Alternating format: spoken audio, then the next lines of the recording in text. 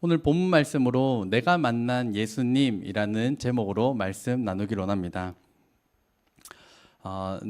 준비한 사람들은 또 이렇게 신이 많이 날 텐데요. 또 계신 분들은 또 어깨 한번 이렇게 돌리시고 기지개도 한번 켜시고, 또 이렇게 굳은 마음을 좀 이렇게 몸도 이렇게 잠깐 푸시고 말씀 들으면 좋겠습니다. 오늘은 부활절입니다. 저희 교회에서는 1년에 이제 2차례 한 살이 어르신들을 초대하여서 저희가 예배를 드리고 있습니다. 저희가 지난 주일 오후에 한 살이 마을 대청소를 했습니다. 그래서 더 많은 분들이 좀 오시려나 저희 나름대로는 살짝 기대를 했습니다. 지난주 저희가 청소할 때 오며 가며 어르신들을 뵈면서 인사도 드리고, 어르신들이 뭐 하는 거야? 이러면서 나오셔서 이렇게 관심도 가져주셨습니다. 그리고 전도 용품을 모든 집집마다는 돌리지 못했지만 집집마다 이렇게 돌리면서 이분들도 교회 나오시도록, 예수님 믿고 구원 받으시도록 저희가 기도하면서 준비하였습니다. 무엇보다 이제 이장님께서도 그냥 대충 형식상 왔다 갔다 집게나 들고 하이소, 쓰레기 없습니다 이러셔가지고 저희도 탐방을 가보니까 쓰레기가 별로 없는 겁니다. 그래가지고 그냥 집게나 들고 왔다 갔다 해야겠다 하고 막상 갔더니만 저희가 50리터짜리 쓰레기 봉투로 5개를 꽉꽉 채웠습니다.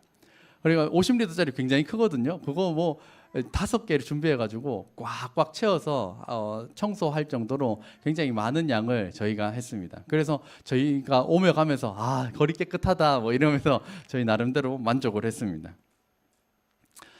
첫 술에 배부르랴라는 말이 있는 것처럼 앞으로도 저희가 계속 이 한사리 마을을 위해, 주민분들을 위하여서 할 수 있는 일들을 찾고 솔선수범하여서 마을 어르신들이 또 마음을 열고 하나님의 사랑을 경험하고 교회로 나와 함께 신앙생활하게 되는 그날을 손꼽아 기다리도록 하겠습니다. 오늘 말씀의 제목은 내가 만난 예수님입니다. 제가 만난 예수님에 대해 나눌 때 여러분들의 마음도 열리고 살아계신 예수님을 마음속에 깊이 모셔드리는 은혜의 시간 되기를 주의 이름으로 축복합니다. 그 전에 몇 가지를 먼저 정리하고 나누길 원하는데요. 글자가 다소 작습니다. 이제 기적과 기적이 아닌 것에 대하여서 제가 간단하게 설명을 좀 드리고자 하는데, 기적을 먼저 보면 기적은 단 일회적인 사건으로 일어나는 것을 기적이라고 합니다. 그러다 보니까 믿기가 굉장히 어려운 영역이고, 증인으로 세울 때도 아예 없거나 거의 없는 경우가 많습니다. 예를 들면 하나님께서 세상을 창조하셨다, 그리고 예수님께서 부활하셨다, 이런 것들은 단 일회적인 사건이고 증인이 없거나 거의 없고, 그렇기 때문에 굉장히 믿기 어렵습니다. 반면에 일상적인 일들은 횟수가 계속해서 일상은 반복이 됩니다. 그러다 보니까 믿기, 받아들이기가 굉장히 쉽습니다. 증인은 많고 넘칩니다. 예를 들자면 여러분들 오른손을 이렇게 한번 꺼내 보시겠습니까? 오른손을 꺼내서 쥐었다가 펴보시겠습니까? 이거 할 때 감탄하는 분 계신가요?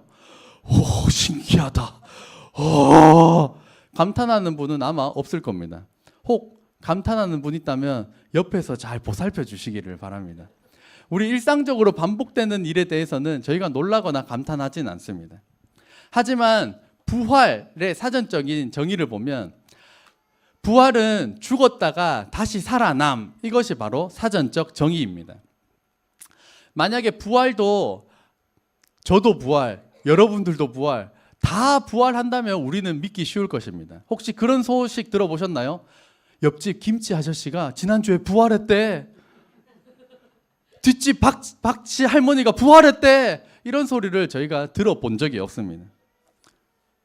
만약에 김씨 아저씨도 부활하고 박씨 할머니도 부활하고 이거를 막 여기저기 한 살이 막 다 부활하고 이러면 부활에 대해서 저희는 부담 없이 받아들일 수 있을 것입니다.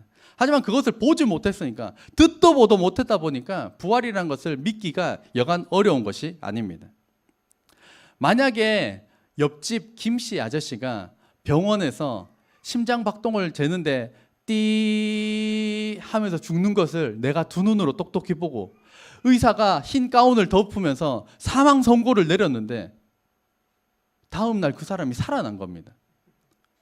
만약에 그것을 내가 옆에서 직접 봤는데, 죽는 거 봤는데, 사망 선고했는데 다음날 살아났더라 이러면 우리는 그 김씨 아저씨의 부활을 평생의 삶을 다해서 무슨 일을 만나면 그 부활의 이야기를 선포할 겁니다. 왜냐하면 진짜로 죽었는데, 진짜 심장박동이 멈췄는데 부활한 것을 내가 직접 보고 체험했기 때문입니다. 그렇게 전파된 것이 예수님의 부활입니다. 예수님께서 죽으시고 부활하실 당시에 사회적인 상황은 이렇습니다.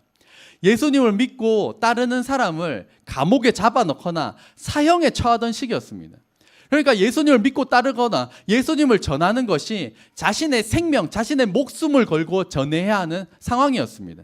근데 만약에 내가 예수님의 부활을 확신하지 못한다면, 내가 직접 안 봤다면 대충 하다가 얼버무리고 모른 척 할 텐데, 예수님의 제자들은 자신의 목숨을 바쳐가면서 내가 직접 봤다, 내가 직접 경험했다, 내가 만난 예수님을 자기의 목숨을 잃으며 순교하기까지 예수님을 전할 수 있었던 것입니다. 그래서 제자들이 직접 받고 경험했고 체험한 그 예수 그리스도 부활의 복음이 근동에서 출발하여서 오늘날 이 대한민국까지 전해지게 되었습니다. 예수님의 부활을 믿기 쉬울까요? 어려울까요? 당연히 어렵기 때문에 우리에게는 믿음이 필요한 영역입니다. 근데 또 뒤집어서 말하면 믿음이 필요한 것은, 왜냐하면 예수님께서 불가능한 일을 하시기 때문입니다. 제가 이렇게 손을 쥔다고 저를 믿을 필요는 없습니다. 너도 나도 할 수 있기 때문입니다. 하지만 불가능한 일을 행한다면 그분을 우리는 믿어야 하는 것입니다. 또 한 가지 정리하고 싶은 것은 1번과 2번인데요. 우리는 알고 믿을까요? 믿고 아는 걸까요? 라는 것에 대해서 제가 질문을 드릴 때 둘 중에 한 번은 꼭 손을 들어 보시길 바랍니다. 우리는 알고 믿는다라고 할 때 손을 드시면 되고, 믿고 안다라고 할 때 손을 드시면 됩니다. 둘 중에 꼭 한 번은 손을 드셔야 됩니다. 아시겠죠? 나는 알고 믿는다. 우리 사람은 알고 믿는 존재다.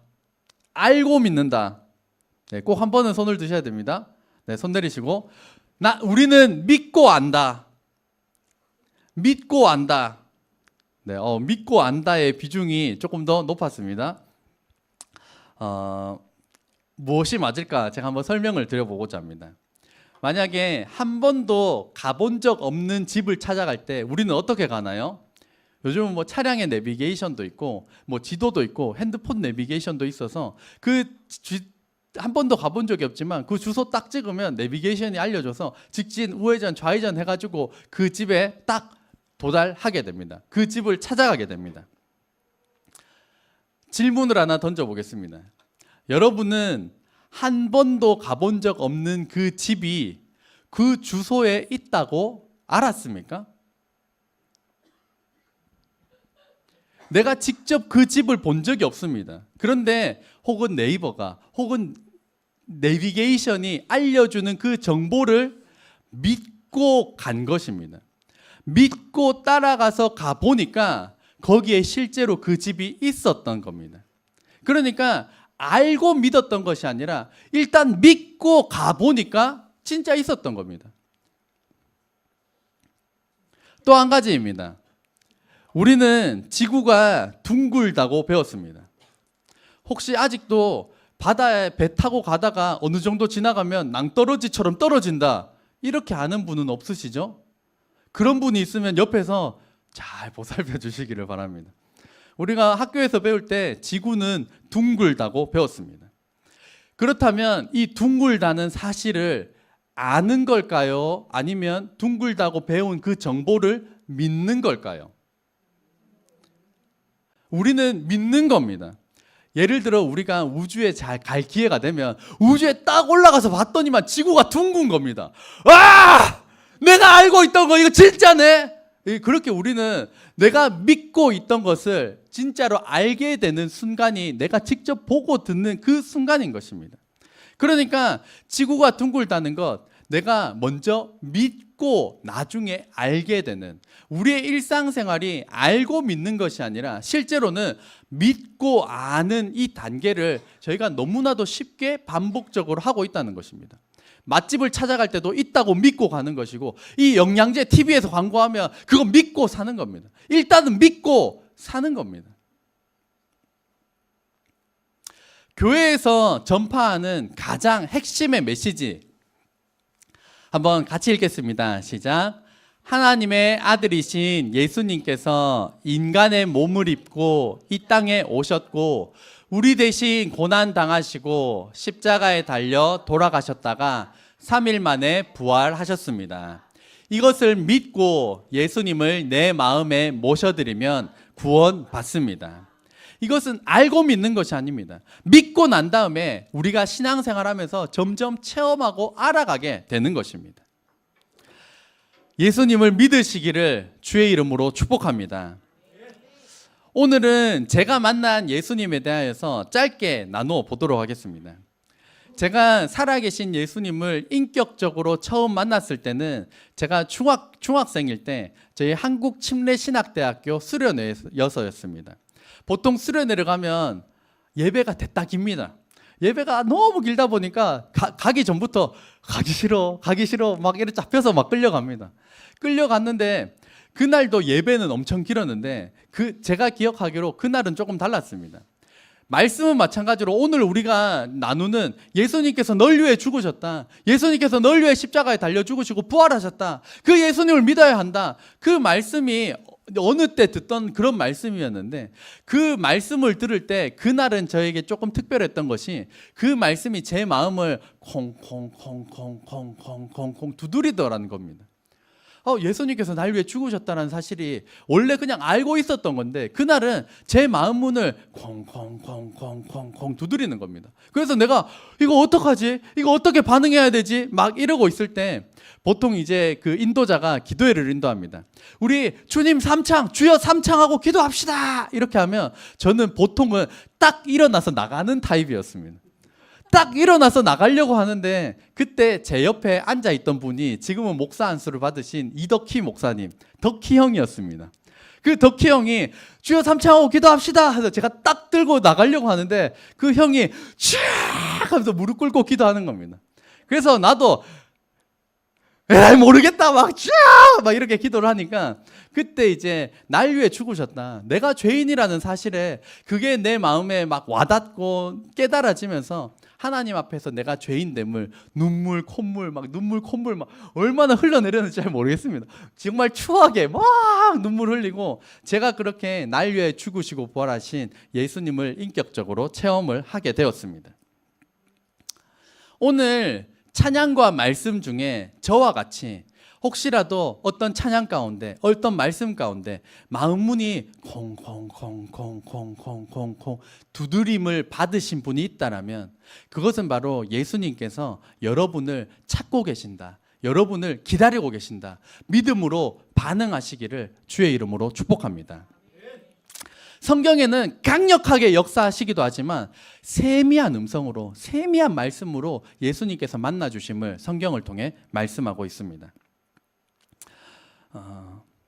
예배가 너무 길어질까봐 말씀을 굉장히 짧게 준비했는데요. 마지막으로 이제 저의 부모님이신 남병태 목사님과 정은희 사모님의 이 이야기 간증으로 마무리하고자 합니다.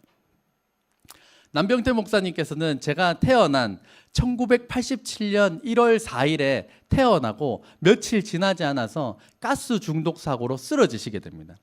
가스 중독으로 의식불명 상태로 식물인간 상태로 40일 동안 쓰러지셨습니다. 그때는 지금은 이제 40일이라는 걸 알지만 당시에는 하루하루 깨어날지 죽을지 모르는 그런 상황이었습니다. 이 기다리는 이 시간 동안 부모님은 결혼한 지 3년밖에 되지 않았습니다. 당시에 정은희 사모님 나이가 만으로 26세. 하루가 멀다고 장기 기증하라고 빨리 서명하라고 막 이런 사람들이 맨날 오고 가는 그 틈 속에서도 사모님께서는 반드시 살리신다라고 하는 하나님의 말씀을 의지하였고 그 말씀대로 하나님께서는 남병태 목사님을 식물인간 40일 동안 쓰러지셨을 때 마침내 깨어나게 해주셨습니다. 멋진 모습은 3년이었고 그 뒤로는 사고를 당한 남편과 평생을 사셨습니다. 며칠 전에도 이런 이야기를 나누어 주셨습니다. 들깨 미역국을 참 좋아했는데 남편이 사고 당하기 전에 건강할 때 함께 맛있게 먹은 들깨 미역국이 생각나서 남편이 사고를 당한 뒤에 그때 먹었던 들깨 미역국을 먹는데 펑펑 울면서 먹었다고 합니다. 상황이 달라졌습니다. 남편이 건강할 때는 맛있게 먹었던 그 들깨 미역국이 남편의 사고 후에는 똑같은 들깨 미역국인데 입안에 모래가 퍼석퍼석 씹히듯이 넘어가는 미역국이 된 것입니다.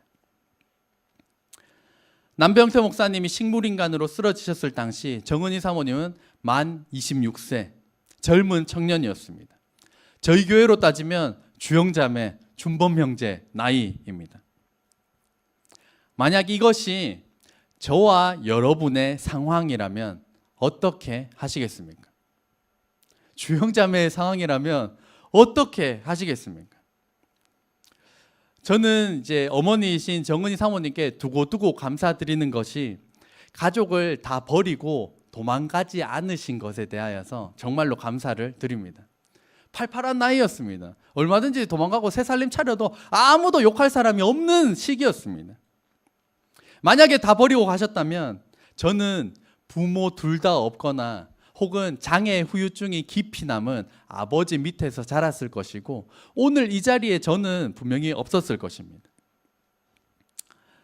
26세밖에 안 되는 젊은 처자가 남편이 깨어날지 죽을지도 알지 모르는 그 상황에 왜 도망가지 않고 왜 새 살림을 안 차리셨던 걸까요? 그것은 바로 예수님 때문입니다. 하나님의 말씀이 있기 때문에 버티셨고 안 버리고 견디셨습니다. 저희 교회는 이 예수님을 전파하기 위하여 이 한사리 땅에 세워졌습니다. 부활하신 예수님, 우리의 인생을 지금도 붙드시는 이 예수님을 전파하기 위하여서 오늘 우리 새하얀 교회는 이곳 가운데 세워졌습니다. 예수님께서 여러분을 사랑하시고 기다리고 계시는 그 사실에 마음 문을 열어드리시기를 주의 이름으로 축복합니다. 저와 여러분을 사랑하시고 저와 여러분을 기다리시고 우리 때문에 십자가에 대신 달려 죽으셨다라는 이 사실이 이 부활절 아침에 우리 모두에게 전해졌습니다. 오늘 이 부활하신 주님께 마음을 열어드리고 예수님을 마음속 깊이 모셔드리는 저와 여러분 되시기를 주의 이름으로 축복합니다. 기도하겠습니다.